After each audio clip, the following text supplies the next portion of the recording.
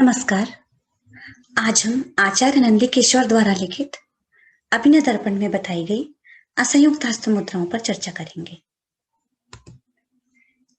हस्त मुद्रा नृत्य प्रतीकों और मुद्राओं के आधार पर ही पूर्ण रूप से व्यवस्थित होता है।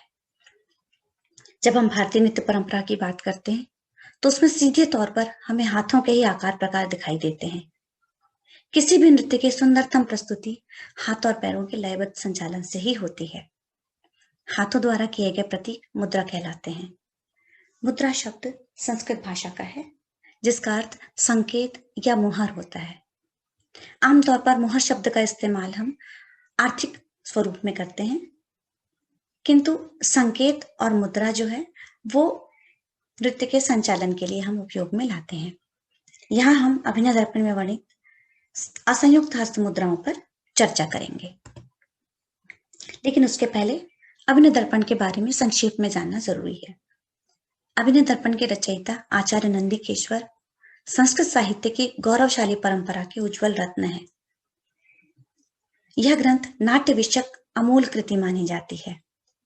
नाट्य शास्त्र का प्रभाव होते हुए भी यह ग्रंथ अपना पृथक और प्रमुख स्थान रखता है।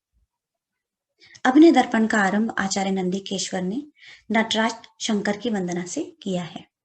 वे कहते हैं, आंगिकम भुवनम यस्य वाचिकम सर्ववांगमयम आहार्यम चंद्र तारादि तम नुमः सात्विकम शिवम। इस छोटे से श्लोक में उन्होंने अभिनय के चारों अंगों का बहुत खूबसूरती के साथ वर्णन किया है। इस प्रामाणिक ग्रंथ में नाट्य, नृत्य तथा अभिनय के समस्त भेदों एवं उपभेदों का सरलता से वर्णन किया गया है। असंयुक्त हस्त से पूर्व आंगिक अभिनय में वर्णित अभिनय भेद संक्षेप में समझना अत्यंत आवश्यक है। आंगिक अभिनय के भेद और उपभेद आचार्य नंदिकेश्वर ने कुल 16 तरह से बताए हैं। सबसे पहले उन्होंने शिरोभेद का वर्णन किया है, जिसके भेद 9 बताए हैं। फिर दृष्टि भेद के 8 भेद, ग्रीवा भेद के 4, असंयुक्त हस्ताभिनय 28 तरह से और मतांतर से 4 भेद और उन्होंने प्रस्तुत किए हैं। संयुक्त हस्ताभिनय 23, देव हस्ताभिनय 16 प्रकार के, दशावतार हस्त 10 प्रकार से उन्होंने बताए हैं। फिर वे तज्जाति हस्ताभिनय का वर्णन करते हैं, जिसके उन्होंने 5 प्रकार बताए हैं। बांधव हस्त के 11, नवग्रह हस्ताभिनय के 9, फिर उन्होंने पाद भेद बताते हुए मंडल पाद अभिनय के 10 भेद, स्थानक पाद अभिनय के 6, उत्प्लवन पाद अभिनय के 5, भ्रमरी पाद अभिनय के 7 और अंत में चारी पाद अभिनय के 8 भेद वो बताते हैं। यहां हम हस्ताभिनय को जान लें। आचार्य नंदिकेश्वर अभिनय के लिए विशेष भावाभिव्यक्ति के अनुरूप प्रदर्शन की बात कहते हैं। वे कहते हैं, यतो हस्ततो दृष्टिर यतो दृष्टिस्ततो मनः यतो मनस्ततो भावो यतो भावस्ततो रसः।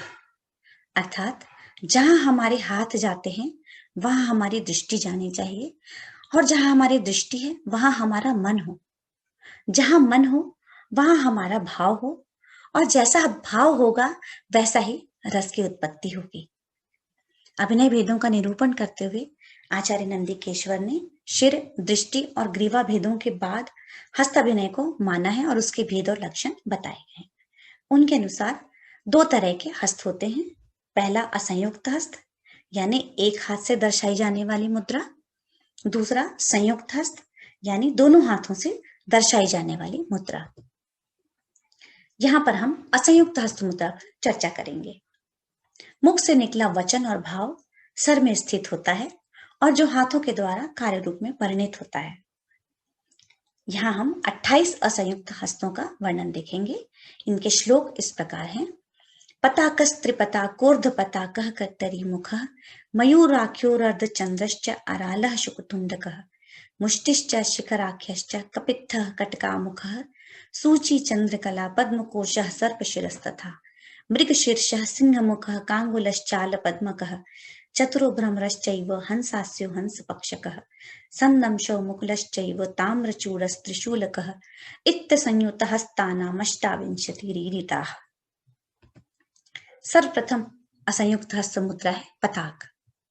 यदि सभी उंगलियां आपस में सटाकर सीधे फैला दें और अंगूठा हथेली की ओर मोड़कर तर्जनी के मूल भाग पर स्पर्श करे तो प्रताप मुद्रा बनती है, जिसे हम चित्र के माध्यम से देख सकते हैं।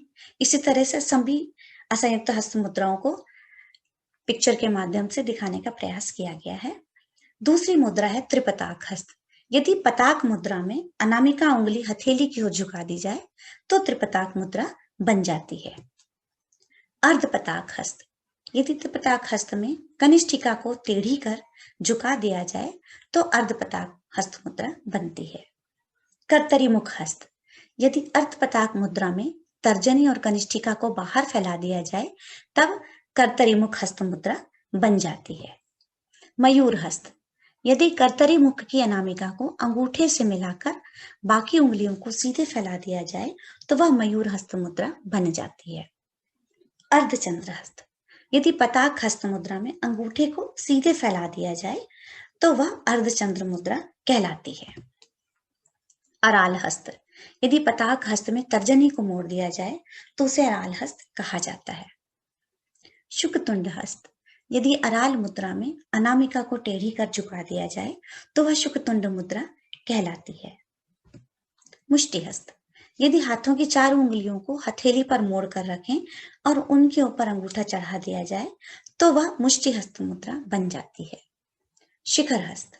यदि मुष्टि हस्त मुद्रा में अंगूठे को अंगुलियों पर ना मोड़कर ऊपर तान दें तो वह शिखर मुद्रा बनती है। कपित हस्त। यदि शिखर मुद्रा में तर्जनी को अंगूठे के अग्र भाग पर मोड़कर रखें तो वह कपित मुद्रा बन जाती है। कटका मुख हस्त। यदि कपित हस्त में तर्जनी और मध्यमा उठी हुई अंगूठे के अग्र भाग को स्पर्श करें तो वह कटका मुख मुद्रा बनती है। यहाँ पर 3 तरीके से कटका मुख हस्त बताया गया है। सूची हस्त। यदि कटका मुख हस्त में तर्जनी को सीधे फैला दें तो वह सूची हस्त बन जाती है। चंद्रकला। यदि सूची हस्त में अंगूठे को खोलकर तान दिया जाए तो वह चंद्रकला हस्त बनती है। पद्मकोश हस्त। जब हाथ की पांचों अंगुलियां एक दूसरे को स्पर्श न करती हुई हथेली पर गड्ढा करते हुए सामने झुका दें तो वह पद्मकोश हस्त बन जाती है। सर्पशीर्ष हस्त। यदि पताक हस्त में उंगलियों को मिलाकर अग्र भाग को कुछ झुका दे तो वह सर्पशीर्ष मुद्रा बन जाती है। मृगशीर्ष हस्त। यदि सर्पशीर्ष हस्त में अंगूठे और कनिष्ठिका को सीधे तान कर फैला दें तो वह मृगशीर्ष मुद्रा बन जाती है। सिंह मुख। यदि मध्यमा और अनामिका को अंगूठे के अग्र भाग से मिला दें और शेष दोनों उंगलियों को सीधे तान दें तो सिंह मुख मुद्रा बन जाती है। कांगुल हस्त। यदि पद्मकोश मुद्रा में अनामिका को मोड़कर झुका दिया जाए तो कांगुल मुद्रा बनती है। अलपद्म। यदि पांचों उंगलियों को थोड़ा टेढ़ा कर परस्पर अलग करते हुए फैला दें तो अलपद्म मुद्रा बन जाती है। चतुरहस्त। यदि कनिष्ठा सीधे फैली हुई हो और शेष उंगलियां टेढ़ी होकर झुकी हों और अंगूठा टेढ़ा होकर अनामिका के मूल भाग को स्पर्श करे तो वह चतुर मुद्रा बन जाती है। भ्रमरहस्त। यदि मध्यमा और अंगूठा परस्पर मिले हों तथा तर्जनी वृत्ताकार मुड़कर अंगूठे के मूल भाग को छुए और शेष दोनों उंगलियां सीधी फैली हों तो भ्रमर मुद्रा बनती है। हंसास्य। यदि अंगूठा और तर्जनी परस्पर मिले हों और शेष तीनों उंगलियां फैली हुई हों तो हंसास्य मुद्रा बनती है। हंस पक्ष हस्त। यदि सर्पशीर्ष मुद्रा में कनिष्ठा को फैला दिया जाए तब हंस पक्ष मुद्रा बन जाती है। समदंश। यदि पद्मकोश मुद्रा में अंगुलियां बार बार सटाई और हटाई जाएं तो वह संदंश मुद्रा बनती है। मुकुल हस्त।